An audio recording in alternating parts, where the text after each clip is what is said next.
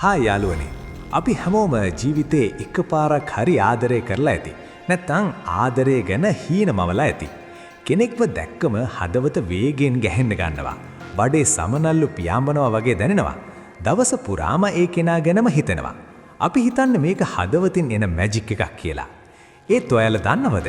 ආදරය කියන්නේ හදවතට කලින් අපේ මොළය තුළ සිද්ධ වෙන දරුණු රසායනික ක්‍රියාවලියක ප්‍රතිඵලයක් කියලා.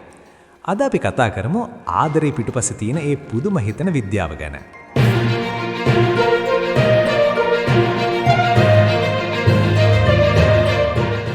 ආකර්ෂණය සහ හෝමෝන යුද්ධය. කෙනෙක් ගැන මුලින්ම ආකර්ෂණයක් ඇති වෙද්දී අපේ ඇඟය තුලේ හෝමෝන කීපයක් ක්‍රියාත්මක වෙන්න ගන්නවා.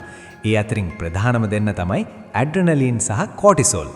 කෙනෙක්ව දැක්කම ඔයාගේ අත් වේවුලන්නේ, කට වේලෙන්නේ සහ හදවත ඩග් ඩග් ගාලා ගැහෙන්නේ මේ හෝමෝන නිසා.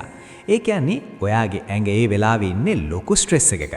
ඒත් ඒ ස්ට්‍රෙස් එක අපිට දැනෙන්නේ මාරම සතුටක් විදියට. මේක තමයි ආදරයක පළමු කියවර. මොළය පිස්සු වට්ටන ඩෝපමීන්. දැන් ඔයාට ඒ කෙනා නැතුවම බැරි තත්වයට පත් වෙනවා. මේකට වග කියන්න ඕනේ ඩෝපමීන් කියන රසායනිකය.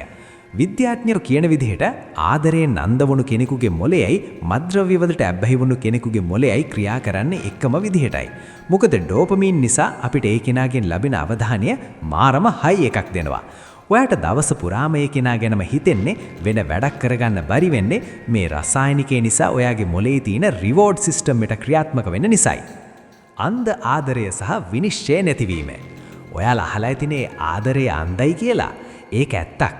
ආදරය අලුතින්ම ඇතිවුණු කාලයේදී අපේ මොළයේ තියෙන ප්‍රීෆ්‍රන්ටල් කෝටෙක්ස් කියන කොටස, ඒ කියන්නේ තර්කානුකූලව හිතන සහ මිනිස්සුන්ව විනිශ්චය කරන කොටස తాවකාලිකව අඩපණ වෙනවා. ඒ නිසායි ඔයා ආදරය කරන කෙනාගේ තියෙන වැරදි ඔයාට පේන්නේ නැත්තේ. අනිත් අයට ඒ වැරදි පෙනුනත් ඔයාට එයා ලෝකේ ඉන්න හොඳම කෙනා වගේ පේන්නේ මෙන්න මේ විද්‍යාත්මක හේතුව නිසායි. බැඳීම සහ ඔක්සිටෝසින්. කාලයත් එක්ක අර මුලින් තිබ්බ තදබල ආකර්ෂණය අඩු වෙලා ගැඹුරු බැඳීමක් ඇති වෙනවා. මෙන්න මෙතනදි තමයි ඔක්සිටෝසින් කියන හෝමෝනය වැඩ පටන් ගන්නෙ. මේකට කියන්නේ ආදර හෝමෝනය කියලා. දෙන්නෙක් අතර තියෙන විශ්වාසය, ආරක්ෂාව සහ ලෙන්ගතුකම ඇති කරන්නේ මේකෙන්. අම්ම කෙනෙක් සහ දරුවෙක් අතර තියෙන බැඳීමට හේතු වෙන්නේත් මේ හෝමෝනයම තමයි. ආදරේ අවුරුදු ගණනාවක් පවතින්නේ මෙන්න මේ හෝමෝනය නිසායි.